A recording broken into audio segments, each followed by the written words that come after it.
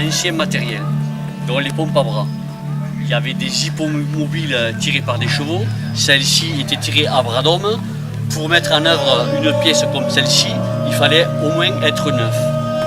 Pourquoi neuf? Parce qu'il y avait des bras de rallonge où on mettait 4 pompiers d'un côté, 4 pompiers de l'autre. Il fallait forcément un porte-lance. Et à partir, pour la mettre en place, il fallait la basculer sur l'arrière. On voit bien qu'elle est cadenassée pour pas que le corps de pompe, c'est la partie haute, ne se décroche. On l'a basculée sur l'arrière.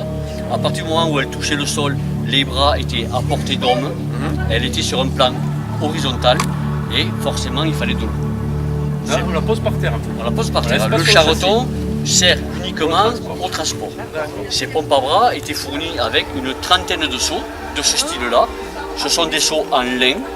On voit bien qu'il y a une cordelette pour hisser les doigts comme à l'autre seau et une chaîne humaine. Aller chercher l'eau, un port, une rivière, un puits et l'autre chaîne humaine ramener l'eau dans le corps de pompe.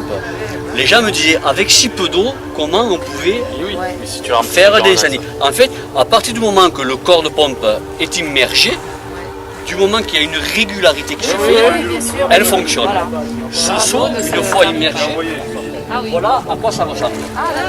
Et l'eau coule pas là. C'est un seau en lin qui devient suffisamment étanche pour transporter l'eau. Il reste, il se cristallise au contact de l'eau et il prend une forme. Ah oui, tout à fait, il se cristallise. Une barre en bois là. Il y a 2 pompes, il y a 2 barres en bois et puis un coup. À chaque pression de piston, elle envoie de l'eau. Elle envoie de l'eau en permanence. Alors pour entretenir ces pistons, il faut savoir que l'eau se gèle à 0 degré. Donc l'hiver, on avait des problèmes parce que les pistons se gelaient.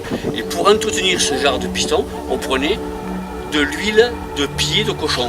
Parce que le cochon, il mange partout les temps dans la fangue et il ne se gèle jamais les pieds.